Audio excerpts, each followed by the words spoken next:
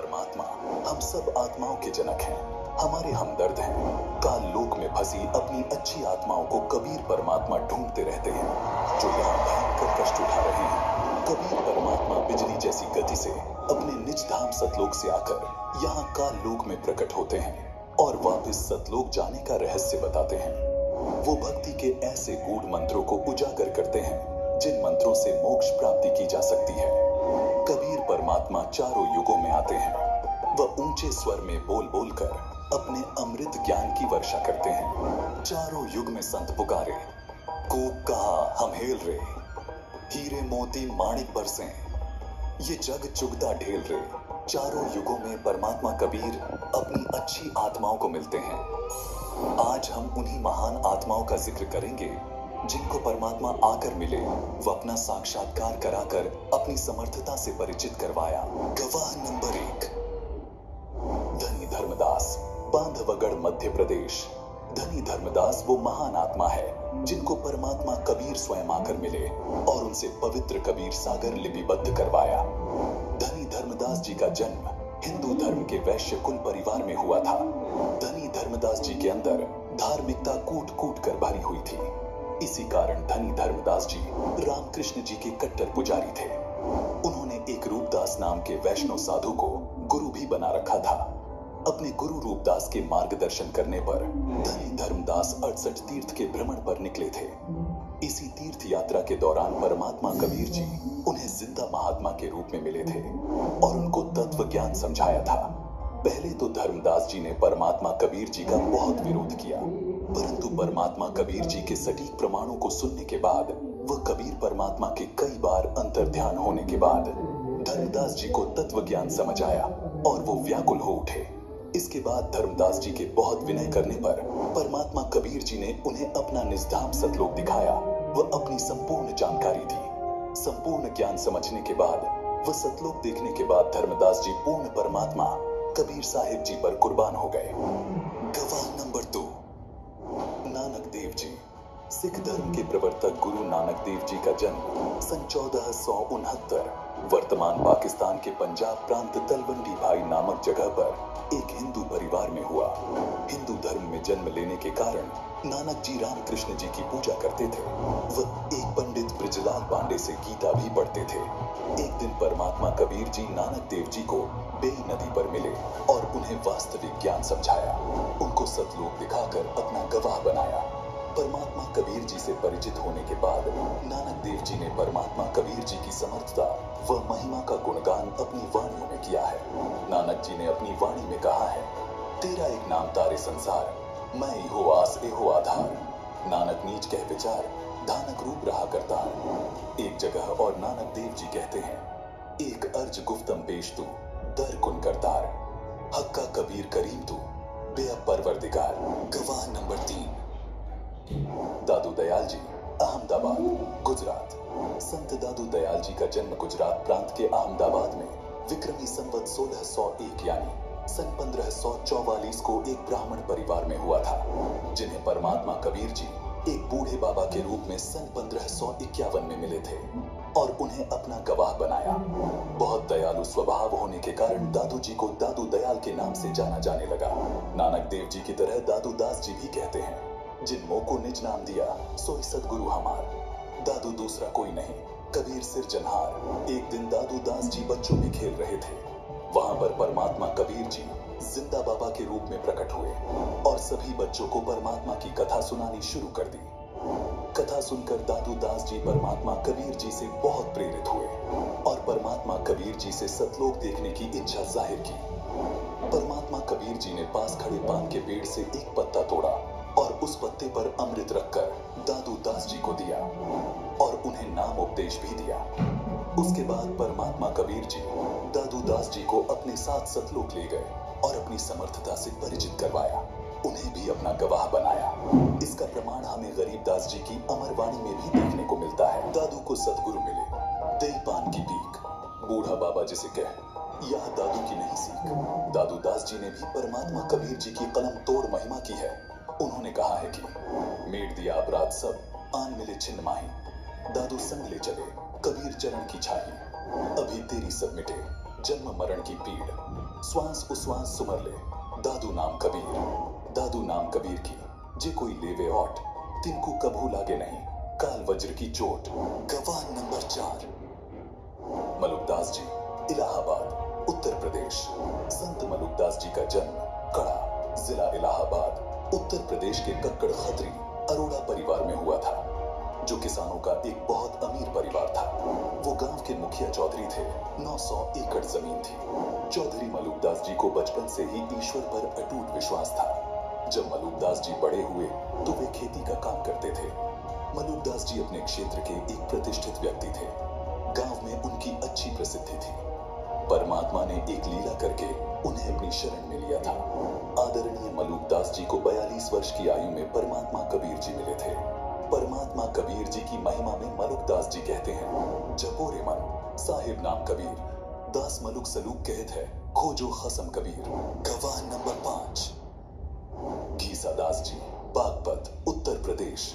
घीसादास जी का जन्म उत्तर प्रदेश के जिला मेरठ, वर्तमान जिला बागपत, गांव खेखड़ा में विक्रमी संवत 1860 यानी सन 1803 में हुआ था। एक दिन घीसादास जी बाहर खेतों में खेल रहे थे। उनकी आयु 7 वर्ष थी। तब अचानक परमात्मा कबीर जी सतलोक से सहशरीर आए और घीसादास जी को दर्शन दिए। परमात्मा कबीर जी ने अपनी प्रिय आत्मा घीसादास जी को पूर्ण परमात्मा की भक्ति करने के लिए कहा और 1 घंटे तक सत्संग सुनाया। आदरणीय घीसादास जी ने परमात्मा कबीर जी के मुख कमल से सतलोक तथा सतपुरुष की महिमा सुनी और सतलोक की सैर करने की इच्छा व्यक्त की। परमात्मा कबीर जी ने घीसादास जी को मंत्र उपदेश दिया तथा उनकी आत्मा को शरीर से निकालकर अपने साथ सतलोक ले गए। बालक घीसादास जी अचेत हो गए। अगली सुबह बालक घीसादास जी को जब होश आया तब उन्होंने सभी को बताया कि कबीर प्रभु स्वयं जिंदा बाबा के रूप में मुझे आकर मिले थे। परमात्मा कबीर जी ने घीसादास जी को भी अपना गवाह बनाया। गवाह नंबर 4, सन 1244 में परमात्मा कबीर जी समस्त्रवेश के रूप में रूमी को मिले थे। एक दिन रूमी अपने शागिर्दों को हौज के किनारे पढ़ा रहे थे। तभी समस्त्रवेश के रूप में परमात्मा कबीर जी वहां आए और किताबों की ओर इशारा करते हुए पूछने लगे, ये क्या है? रूमी ने परमात्मा कबीर को उत्तर दिया कि बाबा, ये वो है जो तू नहीं जानता। ये सुनकर समस्त्रवेश के रूप में कबीर परमात्मा ने रूमी की सारी इल्मी किताबों को हौज में धक्का दे दिया और एक एक करके सारी किताबें पानी से बाहर निकाल कर रख दी। रूमी ने देखा कि एक भी किताब गीली नहीं हुई थी, बल्कि उन किताबों से सारा रेत बाहर निकल रहा था। ये देखकर रूमी ने समस्त्रवेश के रूप में कबीर परमात्मा को कहा कि बाबा, ये क्या है? परमात्मा कबीर जी ने उत्तर दिया कि ये वो है जो तू नहीं जानता, और वहां से चले गए। अगले दिन दोबारा रूमी और परमात्मा कबीर जी की मुलाकात हुई। परमात्मा कबीर जी के तर्क सुनकर रूमी अपने घोड़े से नीचे गिर गया। उसके बाद कई बार परमात्मा कबीर जी समस्त्रवेश के रूप में रूमी से मिलते रहे और उनको तत्व ज्ञान समझाते रहे, जिससे रूमी की परमात्मा में अजब कसक बनी। परमात्मा कबीर जी की याद में रूमी पागल से हो गए। रूमी ने परमात्मा कबीर जी से ज्ञान प्राप्त करके भक्ति शुरू की व अपनी परंपरागत साधना त्याग दी। रूमी ने परमात्मा कबीर जी के ज्ञान से प्रभावित होकर एक किताब भी लिखी, जिसका नाम है दीवाने कबीर। गवाह नंबर 7, जंबेश्वर जी, समरथल, राजस्थान। बिश्नोई धर्म के प्रवर्तक श्री जंबेश्वर जी महाराज का जन्म गांव पीपासर, राजस्थान प्रांत में भारतवर्ष में हुआ। इनका भक्ति स्थल समराथल राजस्थान में है। संत जंबेश्वर जी को परमात्मा कबीर जिंदा बाबा के रूप में गांव समराथल में मिले थे। इसका प्रमाण हमें जंबेश्वर जी की वाणियों में भी देखने को मिलता है। जंबेश्वर जी अपनी वाणी में कहते हैं, दिल दिल आप खुदा बंद जाग्यो, सब दिल जाग्यो सोई, जो जिंदो हज काबे जाग्यो, थल से जाग्यो सोई। संत जंबेश्वर जी ने बताया है कि जिस समय मोहम्मद जी हज के लिए मक्का में गए थे, उस समय परमात्मा कबीर जिंदा महात्मा के रूप में हजरत मोहम्मद जी को काबा मक्का में मिले थे और उनको जगाया था कि मंदिर मक्का आदि तीर्थ स्थानों पर चक्कर लगाने से परमात्मा नहीं मिलता। परमात्मा प्राप्ति के लिए मंत्र जाप की आवश्यकता है। आगे वाणी में संत जंबेश्वर जी ने यह भी बताया है कि वही परमात्मा थल सिर समराथल राजस्थान प्रांत में आया और मुझे जगाया। गवाह नंबर 8, शेख फरीद। शेख फरीद एक महान भगत आत्मा थे। उनके जन्म से ही भक्ति के प्रबल संस्कार थे। इन्हीं संस्कारों की वजह से एक गुरु द्वारा दी गई शिक्षा की कठिन से कठिन तप करना चाहिए, उससे परमात्मा प्राप्ति होती है। इसलिए शेख फरीद जी कठिन तप करते थे। परमात्मा के दर्शन के उद्देश्य से शेख फरीद जी कुएं में उल्टे लटक जाया करते थे। नाम मात्र आहार किया करते थे। शरीर अस्थि पिंजर रह गया था। परमात्मा में इतनी दृढ़ आस्था देखकर एक दिन परमात्मा कबीर जी उनके पास जिंदा महात्मा के रूप में गए और उन्हें कुएं से बाहर निकाल लिया। परमात्मा कबीर जी ने शेख फरीद को वास्तविक ज्ञान बताया कि घोर तप से परमात्मा प्राप्ति नहीं होती। शेख फरीद जी परमात्मा कबीर जी के ज्ञान को सुनकर प्रभावित हुए। वह कबीर साहिब जी से नाम उपदेश लिया। शेख फरीद जी ने परमात्मा कबीर जी से सतनाम प्राप्त किया व उसका जाप किया। उसके बाद परमात्मा कबीर जी ने उन्हें सर शब्द दिया, जिसको प्राप्त करके शेख फरीद जी ने अपना जीवन सफल बनाया तथा सतलोक चले गए और पूर्ण मोक्ष प्राप्त किया। गवाह number 9, Timur Lang. Timur Lang एक लोहार था। परमात्मा कबीर जी उन्हें एक जिंदा साधु के रूप में मिले थे। एक दिन तैमूर लंग बकरी चरा रहे थे। उस समय उनकी उम्र 18 वर्ष थी। तभी परमात्मा कबीर एक जिंदा साधु रूप बनाकर तैमूर लंग के पास गए, उनसे मिले। तैमूर लंग इतने गरीब थे कि उनके पास कभी खाने को रोटी होती तो कभी नहीं। फिर भी तैमूर लंग ने परमात्मा कबीर जी को भोजन ग्रहण करने को कहा और परमात्मा कबीर को भोजन करवाया। भोजन करने के बाद परमात्मा कबीर जी ने तैमूर लंग को बकरी बांधने वाली बेल से 7 बार मारा और उन्हें 7 पीढ़ी के राज का आशीर्वाद दे दिया। इसी कारण परमात्मा कबीर के आशीर्वाद से धीरे धीरे तैमूर लंग ने इराक, ईरान, तुर्किस्तान पर कब्जा कर लिया। फिर भारत पर भी अपना शासन जमा लिया। दिल्ली के राजा ने तैमूर लंग की पराधीनता, गुलामी स्वीकार नहीं की। तैमूर लंग ने उसे भी मार भगाया। बाबर तैमूर लंग का तीसरा पोता था। उसके बाद औरंगजेब तक तैमूर लंग के वंशजों ने दिल्ली पर शासन किया। औरंगजेब के बाद तैमूर लंग का राज्य टुकड़ों में बंट गया। इसका प्रमाण हमें गरीबदास जी की वाणी में भी देखने को मिलता है। गरीबदास जी अपनी वाणी में कहते हैं, रोटी तैमूर लंग को दिन्ही, ताते 7 बादशाही लिन्ही। एक दिन तैमूर लंग शिकार पर गया था। वर्द हो गया था। परमात्मा कबीर जी दोबारा उसी जिंदा साधु का वेश बनाकर तैमूर लंग से मिले। उसको समझाया कि भक्ति कर राजा, नहीं तो नरक में गिरेगा। भूल गया वो दिन जब एक ही रोटी थी घर पर। उसी समय तैमूर लंग परमात्मा कबीर जी के चरणों में गिर गया। दीक्षा ली, राज्य पुत्र को दे दिया। 10 वर्ष और जीवित रहा। वह परमात्मा कबीर जी द्वारा बताई भक्ति की। गवाह नंबर 10, हजरत मूसा जी। हजरत मूसा जी यहूदी धर्म के व्यवस्थापक के रूप में जाने जाते हैं।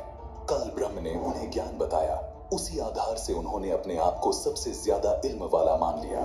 इसी कारण जब एक दिन हजरत मूसा सत्संग फरमा रहे थे तो उनसे एक सत्संगी ने पूछा कि हे मूसा, आज के दिन जमीन पर सबसे ज्यादा इल्म रखने वाला शख्स कौन है?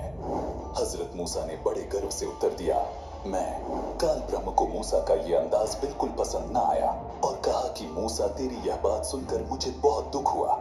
तूने अपने आप को सबसे बड़ा इल्मी कैसे मान लिया?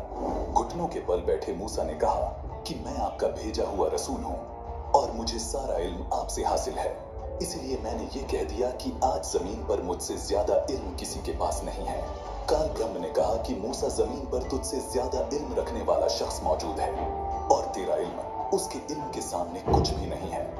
मूसा ने कहा कि हे अल्लाह, मैं उस शख्स से मिलना चाहता हूँ ताकि मैं वो इल्म हासिल कर सकूं जो मेरे पास नहीं है। वो शख्स कहाँ रहता है और कैसे मिलेगा, ये बताने की मेहरबानी कीजिए। काल ब्रह्म ने मूसा जी को अल खिज्र के पास भेज दिया। उसके बाद मूसा अल खिज्र के पास पहुंचे। वह अपना परिचय दिया। कहा, मुझे अल्लाह ने आपसे इल्म सीखने के लिए भेजा है। आप मुझे वो नेक इल्म सिखा दें जो आपके पास है। अल खिज्र ने कहा कि अच्छा, अगर आप मेरे साथ चलना ही चाहते हो तो ध्यान रहे, आप किसी भी चीज के बारे में मुझसे सवाल ना कीजिएगा जब तक मैं खुद उसके बारे में ना बताऊं।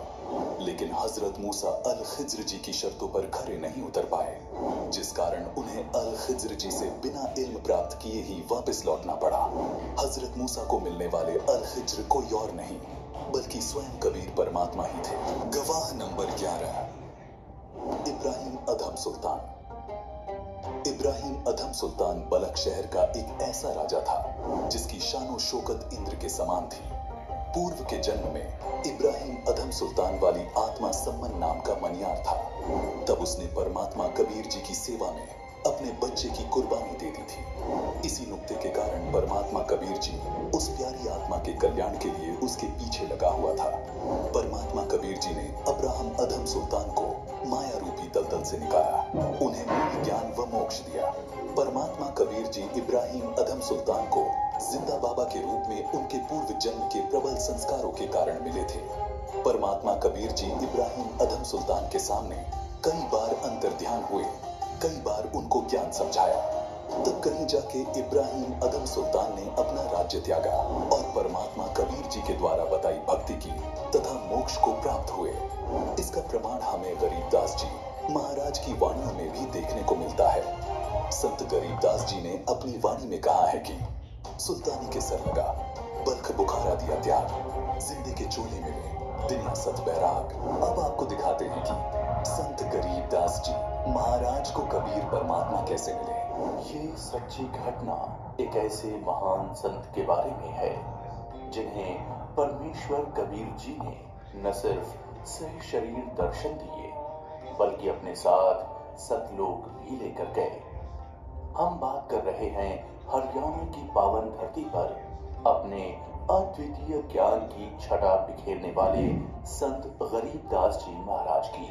संत गरीबदास जी महाराज का जन्म हरियाणा के जिला झज्जर गांव छुड़ानी में सन 1717 में जाटों के एक प्रसिद्ध धनखड़ परिवार में पिता श्री बलराम जी और माता श्रीमती रानी देवी जी के यहाँ हुआ था।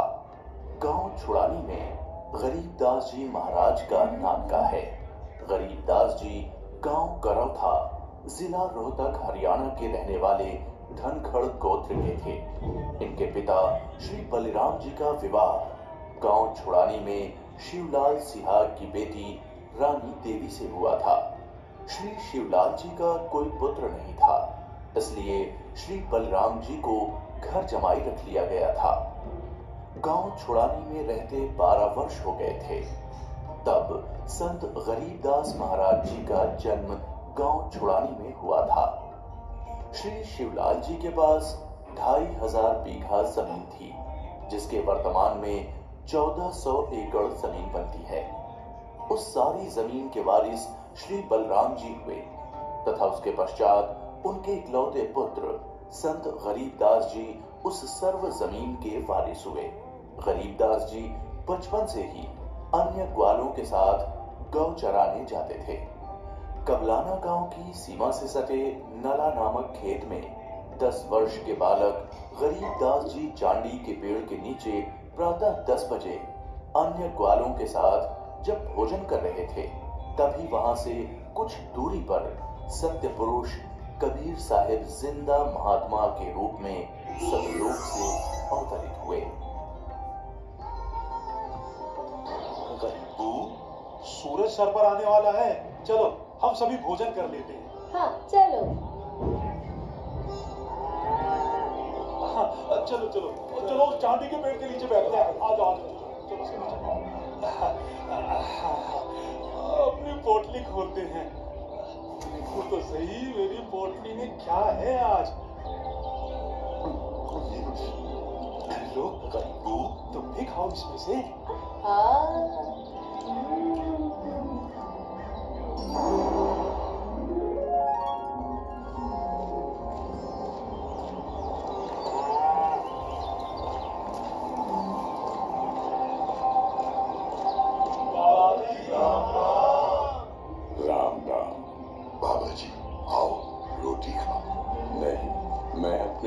से ही भोजन करके आया। कौन सा गांव है आपका? मेरा गांव सतलोक है। रोटी नहीं खाओगे तो दूध तो पीना ही पड़ेगा। हम साधु संतों को और अपने अतिथि को बिना कुछ खाए पिए जाने नहीं देते। हाँ हाँ बाबा जी, दूध पीना तो आपको स्वीकार करना ही पड़ेगा। ठीक है, मैं आपका आतिथ्य स्वीकार करूंगा, पीऊंगा दूध, लेकिन वो दूध कुंवारी गाय का होना चाहिए। कुंवारी गाय? कैसे दे सकते हैं? बाबा जी, आप दूध पीना नहीं चाहते, इसलिए आप मजाक कर रहे हो। ऐसी बात नहीं है। मैं कुंवारी गाय का दूध पीता हूँ, इसलिए अगर आप मुझे कुंवारी गाय का दूध पिला सकें तो मैं आपका दूध स्वीकार कर लूंगा। महाराज, इस बच्चे के ना तो अब तक कोई बच्चा हुआ है, ना ही उसके कोई स्तन है, फिर ये दूध कैसे देगी? देगी, जरूर देगी। अगर आप लोगों के पास कोई ऐसा बर्तन है जिसमें दूध को निकाला जा सके तो मुझे दो। पापा जी, ये रहा बर्तन। आप इसे स्तन वाली जगह पर पकड़ कर बैठो।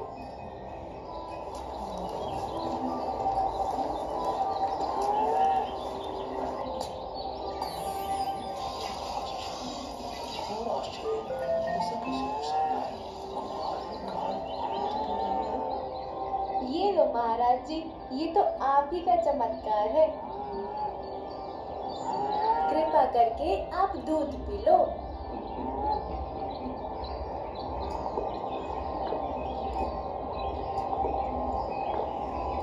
ये लो, ये बाकी बचा दूध आप लोगों के लिए प्रसाद है, आप ग्रहण करें।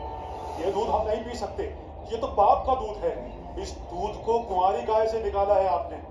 एक तो ना जाने कौन सा जादू टोना किया है आपने इसमें, और ऊपर से इसे झूठा भी कर दिया। आप ना जाने कौन हो, ना जाने किस जाति के हो। मैं तो कहता हूँ भाइयों, चलो यहाँ से, नहीं तो क्या पता ये बाबा हमें भी ना जाने क्या जादू टोना कर दे। हाँ हाँ, चलो चलो चलो चलो चलो, क्या जादू टोना कर दी? चलो।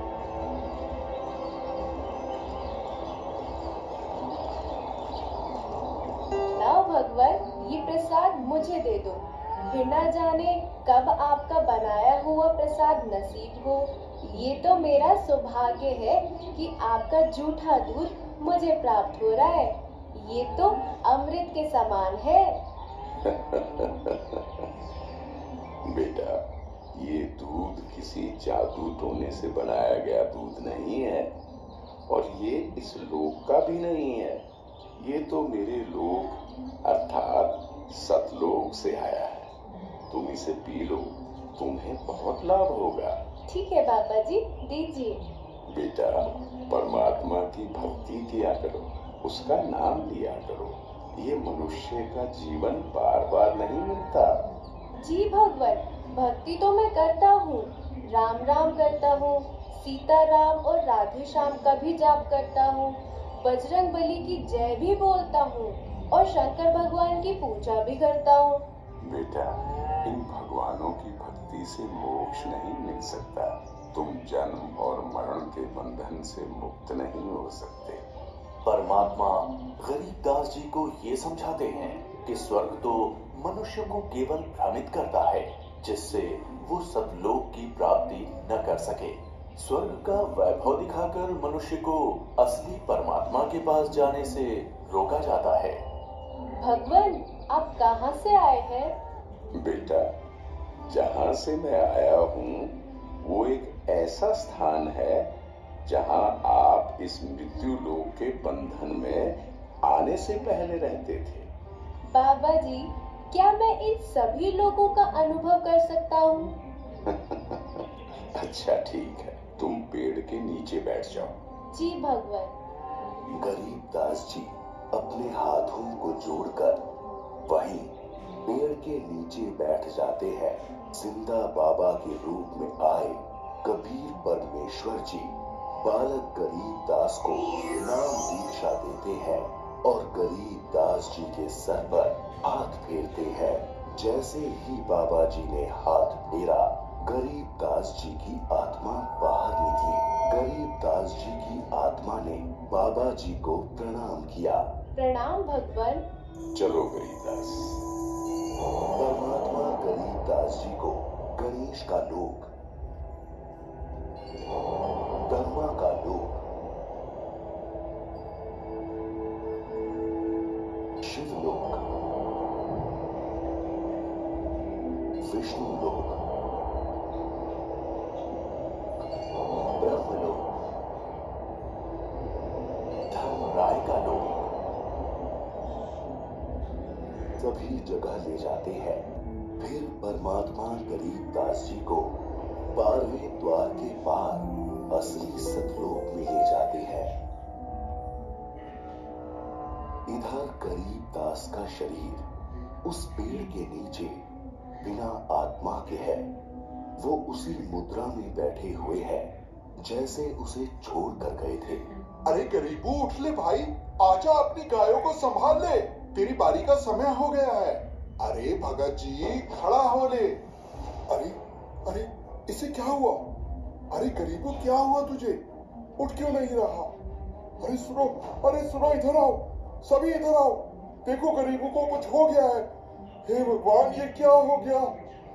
हे भगवान, ये क्या हो गया? गरीबू, भागो, गरीबू मर गया। हे भगवान, ये क्या हो गया?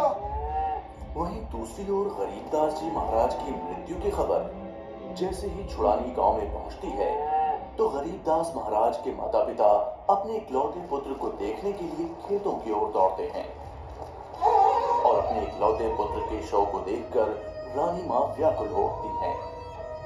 जब सारा गांव गरीबदास जी महाराज की आकस्मिक मृत्यु से व्याकुल था तो इस बात से बेखबर गरीबदास जी पूर्ण ब्रह्म कबीर साहिब जी के साथ सतलोक के विहंगम नजारे देख रहे थे।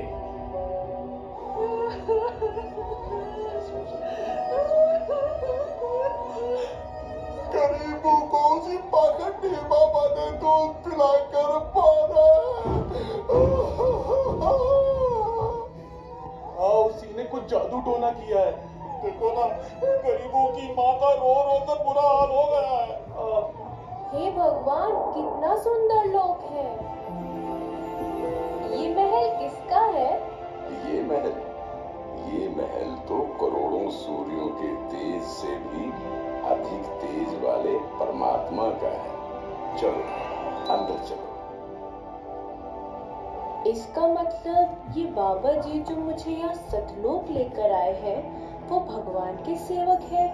असली भगवान तो ये है। मुझे इन्हीं सिंहासन पर बैठे हुए परमात्मा की पूजा करनी चाहिए। आखिर ये कैसी माया है? बाबा जी पर तो खुद परमात्मा ही चाहत कर रहे हैं।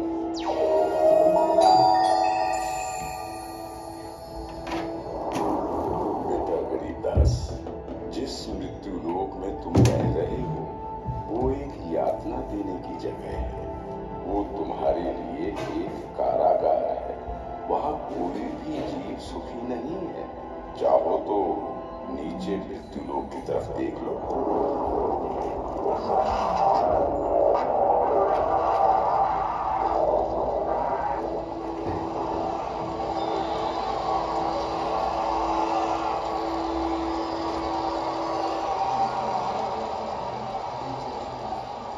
यही है मृत्यु लोक की सच्चाई, जहाँ फंसकर मनुष्य अपना कीमती जीवन नाश कर देता है और कर्म कांडों में फंसा रहता है।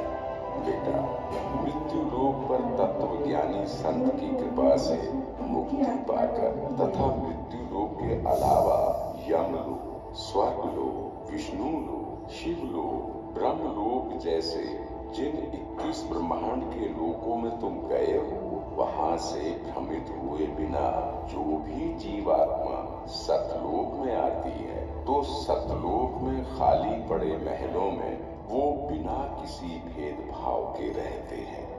धरती पर वो चाहे राजा हो, रंक हो, नीची जाति में जन्म हो या उच्च जाति में, यहाँ सतलोक में सबके लिए एक समान व्यवहार है। यहाँ कोई जन्म मरण नहीं है, वृद्धावस्था नहीं है, ना ही कोई बंधन है। बेटा गरीबदास, तुम्हारा स्थान भी यही सतलोक है। बेटा गरीबदास, जाओ, अब तुम मृत्यु लोक में वापस जाओ। परमात्मा, मैं उन सभी लोगों की सच्चाई जान गया हूँ। कृपा करके आप मुझे वहाँ वापस ना भेजो। बेटा, तुम ऐसे यहाँ नहीं रह सकते, क्योंकि जब आप यहाँ से गए तो आप पुण्यों से परिपूर्ण थे। तो इसलिए तुम जब उस लोक में उतने ही पुण्यों से परिपूर्ण हो जाओगे तभी इस लोक में वापस आ सकोगे और एक स्थायी स्थान को प्राप्त कर सकोगे। बेटा, मैं तुम्हें एक ऐसी अनमोल भक्ति दूंगा जिसके साथ तुम नीचे मृत्यु लोक में जाओगे और वहां थोड़े ही प्रयास में पुण्यों से धनी हो जाओगे। नीचे जाकर मेरे ज्ञान का प्रचार करो, सच्चे परमात्मा के बारे में लोगों को बताओ। वहां रहने वाले तुम्हारे सभी भाई बहन यहीं से गए हैं और काल के जंजाल में फंसकर गलत रास्ते पर चल रहे हैं। जी भगवान। इधर दूसरी तरफ गरीब दास जी के परिजन उनके शरीर को लेकर अंतिम संस्कार की क्रिया करने लगे। प्रपट्टन वो परलोक है जहाँ अदली सतगुरु सार, भक्ति हेत से उतरे पाया हम दीदार। बेटा, तुम्हारी तो मृत्यु हो गई थी। नहीं पिताजी,